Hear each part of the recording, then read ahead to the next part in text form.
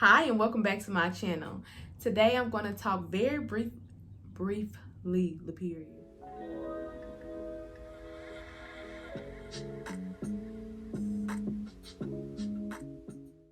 Hi and welcome back to my channel. My name is Laperiod, and if you're wondering where do you start when it comes to planning out your budget, stay tuned. I'll give you the tip.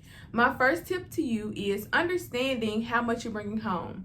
So you first need to understand what you're bringing home a month. If you're getting paid on a monthly basis, a bi-weekly basis, a semi-monthly basis, then you need to understand at the collective by the end of the month, how much have you brought home. You can look at each check or you can look at it as a big picture for each month. But either way, you need to understand what you bring home. That way you can understand how your money comes, how much money you're making, and ultimately how much money you can budget.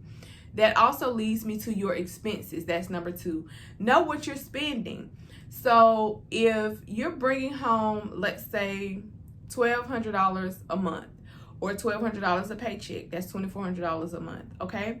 So you're bringing home this money. Now you need to know, where is that money going? How are you spending it? What are your bills? How much are your bills and necessities? And then you can go from there for budgeting everything else. If you don't know how much money you're bringing home or how much money you're spending, it's going to be very hard for you to decide how much money you're going to save. There are a lot of strategies out there on how to save money, what tools to use, what techniques to use, what strategies to use. But until you know what your expenditures are, until you know what you have left over at the end of a month or at the end of a pay period, you won't know what you can save.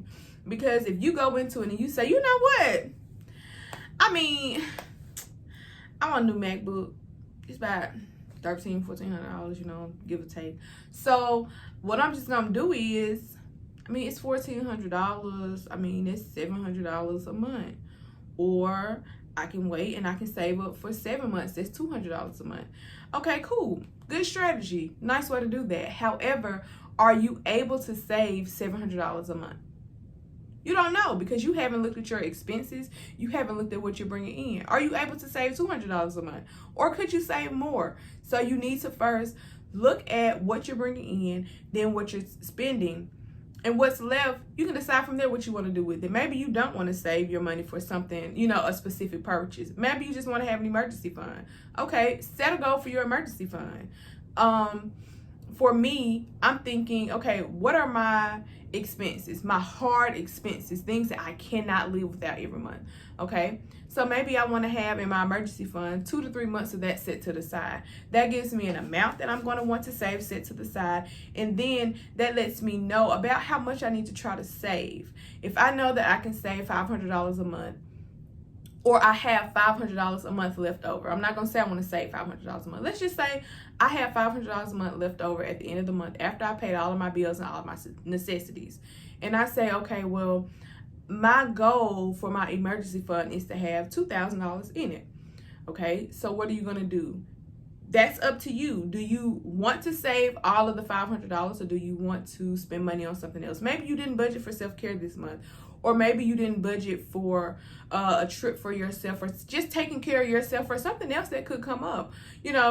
Make sure first, do you want to save that whole $500? Do you want to invest it? Do you want to treat yourself? How are you going to do it? And then from there, you decide what you're going to do. If you say, hey, I'll just save the whole $500, then okay, you'll save the whole $500, and that'll be put into your emergency fund. Or you'll say, okay, well, I'll save, 30% of it, and then the other 20%, or I'll save 30% of it, and then the other I'll put, in an investment fund, or I'll spend it this way or that way. You can say that, but until you know how much you have, you won't be able to accurately depict anything. So that is what I suggest to everyone. If you're ready to start a budget, you're ready to start saving money, or you want to invest your money, first, look at what you're bringing in, look at what you're spending out, look at areas that you might could cut back in. You may be spending $500 on something that you could really spend $200 on. Or you may be spending $200 on something that you really could spend $150 on. Whatever the issue may be, look at the areas where you think that you could realistically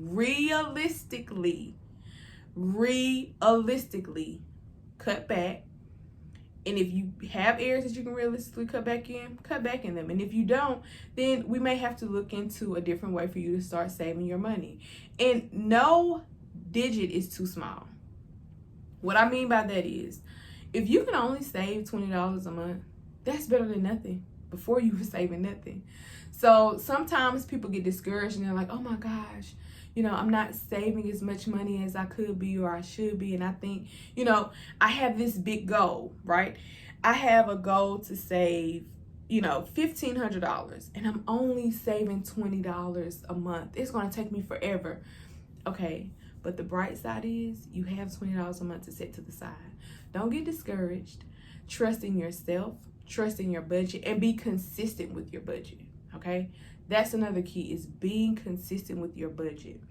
If this month you say you're going to do something, you need to stick with it. Do your best to stick with it, because a lot of times what may happen, and I do this, sometimes I say I'm only going to spend $50 eating out. And then I have a really bad day at work and I'm like, oh my gosh, these people are driving me crazy. I need a steak.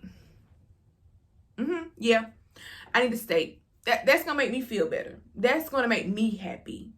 So I need a steak. I'm going to Outback. I don't care what nobody got to say. I'm going to Outback. I'm getting me a steak and a potato. And I might even get an appetizer and a drink, because guess what? I had a bad day at work. Yeah. That's nice. But that meal's going to run you about $25, $30. You're on your last week of your budget. You only have $10 left to eat out with. So maybe you don't go to Outback. It's valid. It's valid that you've had a rough day and you want a treat. But how about this? Instead of going to Outback and getting a steak and getting a potato and getting an appetizer and getting that drink that the good drink, don't do that. Maybe this time you will, let's say, go to Bob's. Go to Bob's, get your pecan fudge brownie. Ice cream always works. Okay, I could do that. Finding ways that you could still satisfy yourself within your budget and being consistent with your budget. Don't step outside of it. Just because you've had a rough day, don't step outside of it. Or just because you've had a rough week, don't step outside of it. But you do have the right to reward yourself. So once you get to, your 6-month budget, or we won't go 6 months out, your 3-month budget, you've hit your 3-month budget goal and you say, you know what? I'm really proud of myself. I stuck this out. I'm just so happy that I did this. I'm so happy that this is working. Maybe you buy yourself your favorite body wash or something small. Now, don't go out and because you didn't reach your goal, you buy a new laptop or you buy a new camera or you buy a new phone, because, girl, do you need it? Do you need it? I mean, treat yourself, but don't cheat yourself, okay? So those are my tips. Those are some of the ways that I always try to tell people to start. Make sure, 1, that you know what you're bringing in. 2, you know what you're spending out. And 3, set you a realistic goal as to what you're going to save and how you're going to spend your money. Do not try to overdo it, because when you try to overdo it, you're not successful. And then you get discouraged and you think, oh my gosh, I can't budget and this budgeting sucks. But be realistic with yourself and be patient and gentle with yourself. You deserve it. Thank you guys so much for coming and sitting with me and chatting with me about the steps, the first kind of things that you can do when it comes to planning out your budget and starting a budget. I hope that this helped you. If you have any more questions, comments, or concerns, please leave them down below in the comment box, as well as give this a thumbs up and subscribe. Thank you guys so much. Bye-bye.